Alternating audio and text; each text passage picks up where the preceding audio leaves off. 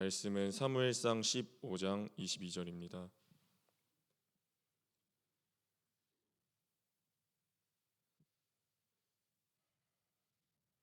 사무엘상 15장 22절 말씀입니다.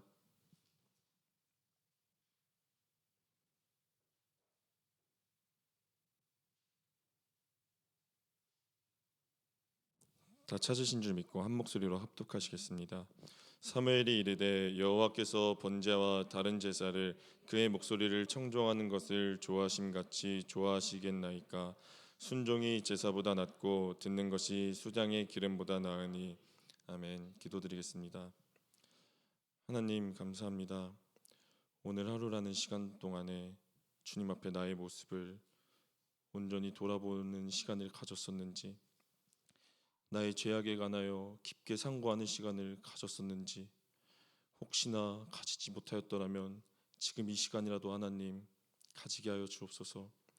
오늘의 날이 끝나기 전에, 다음 날이 찾아오기 전에 하나님 그 전날에 지었던 죄악들을 하나님 앞에 회개하고 그 죄악의 심각성을 알고 다시는 그 죄를 짓지 않겠습니다 하고 고백하는 우리 모두가 되게 하여 주옵소서. 예수님의 이름으로 기도드립니다. 아멘. 너무나도 유명한 말씀이죠. 순종이 제사보다 낫고 듣는 것이 수장의 기름보다 나으니. 성경의 죄악의 종류가 총 몇 가지가 있죠? 7가지가 있습니다. 혈기, 교만, 시기, 음란, 게으름, 거짓, 탐욕. 네, 7개 맞죠? 네, 이렇게 있는데 이 중에 이 죄악은 정말 심각한 죄악이에요. 이 7가지 죄악 다 심각한데 그 중에 이 교만이라는 죄악은 나의 눈을 가리게 만들고 내가 지금 무슨 일을 하고 있는지, 내가 지금 잘못된 길로 가고 있는데도 불구하고 그것이 옳은 길로 가고 있다는 착각을 불러일으키게 만들어요. 그래서 다른 죄악들도 정말 다 위험하지만 다른 죄악들은 상대적으로 눈에 띄어요. 그래서 내가 다른 사람의 눈을 통해서 금방 알 수도 있고, 그리고 또 내 모습을 돌아보면서 쉽게 발견할 수도 있는데, 이 교만이라는 죄악에 중독되면 내가 지금 어떤 길을 가고 있는지도 모르고, 내가 지금 혈기를 내고 있고 음란하고 있고 내가 잘못하고 있는데 그 죄악의 심각성도 깨닫지 못한 채 잘못된 길을 걸어가고 있을 수가 있어요. 제가 예전에 저희 이정희 목사님께서 저한테 한 영혼에게 세게 얘기를 하라고 시키셨었어요. 그리고 그 영혼이 제대로 제가 얘기를 할 때 제대로 돌아올 거라고 하나님 앞에 응답도 받았다고 하셨는데, 근데 제 마음속에 불신이 생긴 거예요. 이렇게 세게 얘기를 했는데 그 사람이 그렇게 할까? 그 정도로 세게 하면 안 되지 않나?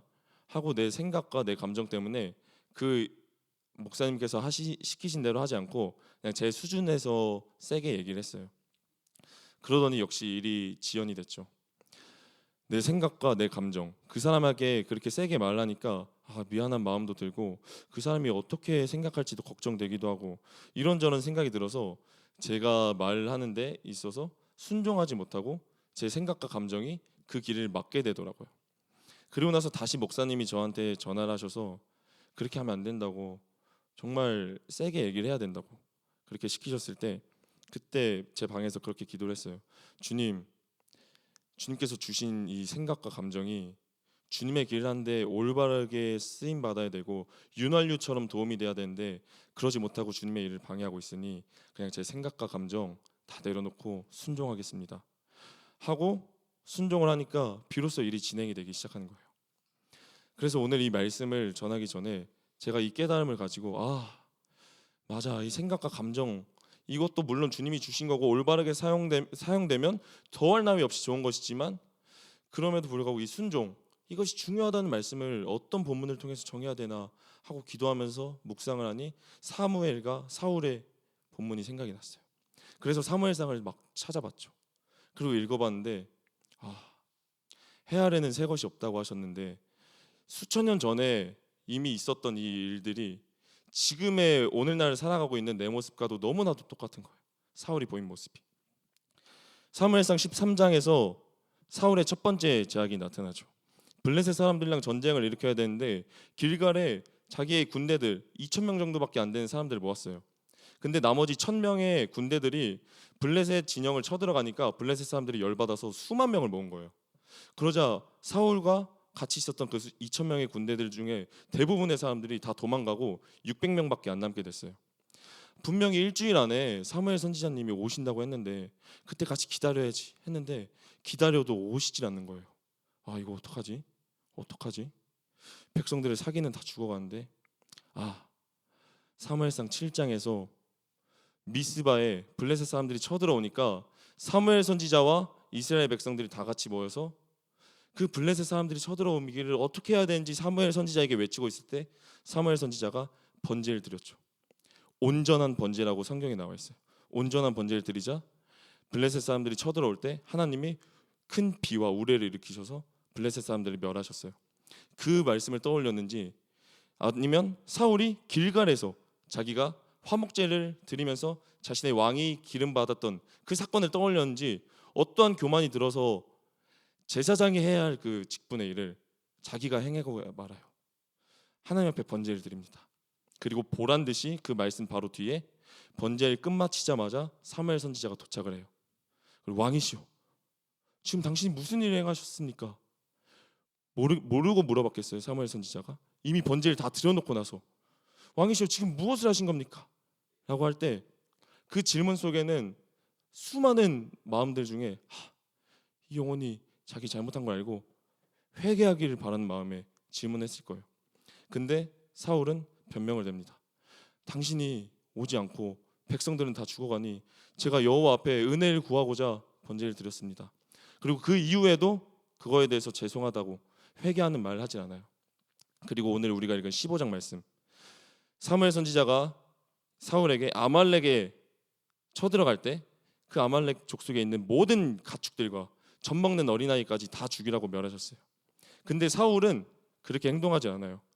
그리고 나서 사무엘에게 말합니다. 사울이 13절에 사무엘이 사울에게 이른즉 사울이 그에게 이르되 원하건대 당신은 여호와께 복을 받으소서. 내가 여호와의 명령을 행하였나이다. 내가 여호와의 명령을 행하였나이다. 분명히 사무엘 선지자가 다 죽이라고 했는데 사울은 자기가 볼 때 괜찮은 것들 다 살려놓고는 사무엘에게 보란듯이 말해요. 당신이 명하신 것, 여호와께서 명하신 것을 제가 그대로 행했습니다. 잘못을 모르고 있어요. 잘못을. 그리고 자신의 모습이 떳떳해서 사무엘 선지자에게 하나님 앞에 제가 잡아온 것들 이걸로 이제 번제 드리면 됩니다. 제물 드리면 됩니다. 이렇게 말을 하죠. 17절 말씀에 사무엘이 이제 사울 왕에게 권면을 해요. 왕이시오, 당신이 왕으로 뽑힘 받을 때는 당신 스스로가 가장 낮아졌을 때였습니다. 바로 첫 번째, 교만을 권고했어요. 그리고 바로 이어서 18절에 보면은 아말렉 사람들을 다 진멸하되 다 없어지기까지 치라하셨는데 어찌하여 왕이 여호와의 목소리를 청종하지 아니하고 여호와의 말씀을 제대로 청종하지 않은 거예요. 교만한 사람은 다른 사람의 말을 제대로 청종하지 않아요. 그리고 왜곡시켜요. 분명히 여호와의 말씀대로 제가 멸해야 될 것들, 보기 싫은 것들, 가치 없어 보이는 것을 다 제했습니다. 그리고 나머지 것들을 다 좋은 것들을 살려왔습니다. 떳떳하게 말하는 그 사울의 교만한 모습들 속에서 교만한 사람은 다른 사람의 말을 제대로 기억하지 않는구나. 그리고 변명을 하는구나. 그리고 내가 들었던 것들을 다 왜곡시키는구나. 내 모습이랑 너무 똑같았어요. 제 모습이랑. 저도 분명히 예전엔 저한테 이렇게 말씀하셨는데 지금 와서 왜 이렇게 말씀하시지? 이런 경우가 너무나도 많아요. 다반사적으로. 그리고 누군가가 저한테 말을 하면 바로 제 마음에 있는 것들부터 쏟아지게 돼요. 제가 오늘 영시예배 준비하기 전에, 교회 오기 전에 저희 어머니랑 아버지랑 누나가 등갈비를 먹고 있었다 해서 글로 갔어요. 등갈비를 먹을 생각 없고 그냥 아버지를 보러 갔는데 등갈비가 너무 맛있어 보여서 열심히 먹었어요.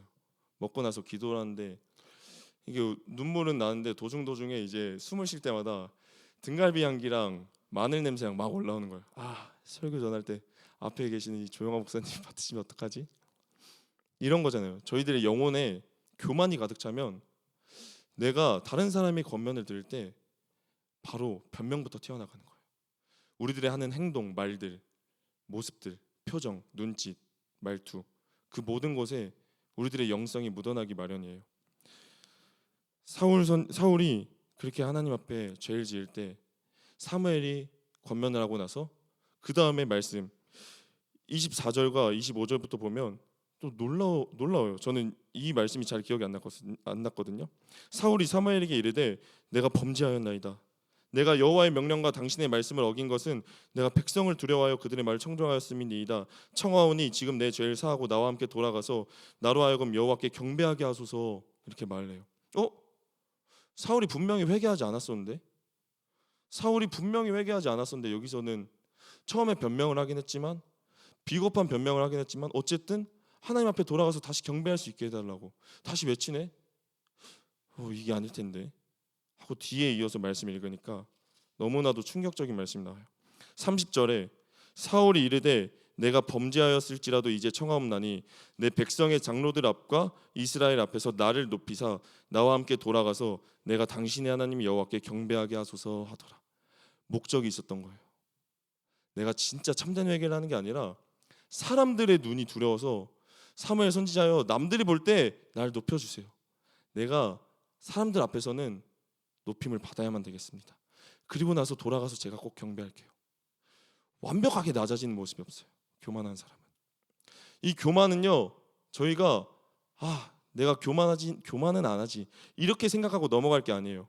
졸음에 관하여서도 계속 권면을 듣는데 졸지 않고 노력도 안 하고 뒤에 나가서 서는 노력, 허벅지 꼬집는 노력, 이런 노력도 안 하고 죄에 대해서 심각성을 가지지도 않고 변하지 않는 게 그게 교만이에요. 내가 하나님 앞에 혈기, 게으름에 관해서 여러 번 권면을 들었는데도 변하지 않는다? 죄의 심각성을 모른다? 그게 바로 교만인 것 같아요. 사울의 태도, 제가 오늘 말씀에서 할 때 두 가지를 전할 건데 첫 번째는 바로 이 사울의 교만에 관한 태도였어요. 그리고 마지막은 바로 사무엘의 마음이에요.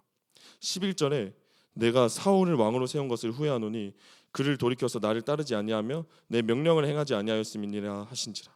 여호와께서 사무엘에게 하신 말씀이에요. 사울을 뽑아놨는데 그가 내 말을 순종하지 않고 내 말에 돌이켜 회개하지 않는다 했을 때 사무엘이 근심하여 온 밤을 여호와께 부르짖으니라 라고 나와 있어요. 여호와께 온 밤을 부르짖고 그 다음에 사울에게 간 거예요.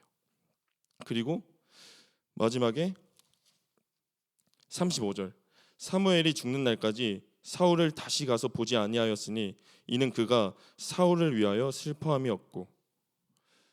사무엘이 죽는 날까지 사울을 보지 않은 이유가 슬퍼해서 그 영혼이 끝까지 변하지 않으니까. 왕으로 차라리 세움받지 못했었다면 예수님께서 가룟 유다에게 말씀하시죠. 차라리 태어나지 아니하였더라면, 차라리 어느 자리에 높임받지 아니하였더라면 그 죄는 안 지었을 텐데. 사무엘이 우는 마음으로 사울에게 그 마음을 가지고 죽는 그날까지 사울을 안 본 거예요. 16장 1절에 그 슬픈 마음이 얼마나 컸는지 여호와께서 사무엘에게 이르시되 내가 이미 사울을 버려 이스라엘 왕이 되지 못하게 하였거늘 네가 그를 위하여 언제까지 슬퍼하겠느냐라고 여호와께서 말씀하셔요. 사무엘이 기름 부은 왕을 세웠을 때 이스라엘 백성들이 뻔히 어떻게 될지 알고 이스라엘 백성들에게 그렇게 여러 번 경고를 했는데 미래를 뻔히 알고 있으면서 자기가 세웠던 그 사울 왕이 회개하지 않고 변하지 않으니까 그 마음에 슬퍼했던 거예요. 오늘 제가 기도를 하는데 제 모습이 너무 떠오르면서 동시에 우리 모두의 모습이 떠오르더라고요.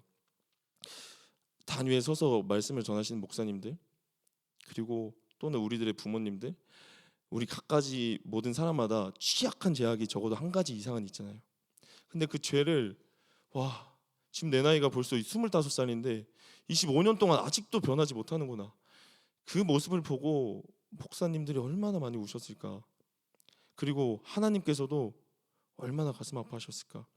내가 성도님들도 나도 아직도 변하지 못하는데 죽는 그날까지 변해야 되겠다고 울면서 회개해야 되는데 다윗은 그 겉면 하나에 침상이 뜰 때까지 눈물에 뜰 때까지 울면서 회개했다는데 나는 죄에 대해서 그렇게 심각하게 생각하지 않는구나. 그게 바로 교만이구나. 저희 모두 저희가 가지고 있는 죄악들에 대해서 심각성을 가지길 바랍니다. 그래서 그 죄를 계속 반복되이 짓고 있다면 이제 내일부터라도 그 죄를 끊고 하나님께서는 분명히 우리를 사랑하셔서 능력을 주시고 도와주신다고 하셨어요. 그러니까 우리가 마음을 먹고 행동만 시작하면 돼요. 그러면 여호와께서는 능력을 주실 거예요. 여러분들에게 죄를 이길 수 있는 힘을 주실 거예요. 그러므로 우리 여태껏 저희가 살아오면서 지은 그 교만을 하나님 앞에 제대로 무찌르는 시간이 되길 간절히 희망합니다. 기도드리겠습니다. 하나님, 너무나도 감사하고 너무나도 죄송합니다. 하나님 앞에 너무나도 많은 죄를 짓고 그 죄에 대해서 심각하게 생각하지 않는 교만을 저지름으로써 사울의 모습과 똑같은 모습을 주님 앞에 보여드렸습니다. 하나님, 그러나 사울이 죽기 직전까지 보이지 아니하였던 그 회개의 모습을 우리 모두가 하나님 앞에 보여드리길 간절히 희망합니다. 하나님 앞에 회개는 단순히 그 순간에 눈물만 흘리면서 하나님 앞에 죄송합니다라고 고백하는 것이 아니라 그 죄를 다시 짓지 아니하는 것까지가 완벽한 회개인 줄 압니다. 하나님 앞에 완벽한 회개를 드릴 수 있게 하여 주옵소서. 죽는 그날까지 싸우게 하여 주옵소서. 예수님의 이름으로 기도드렸습니다. 아멘.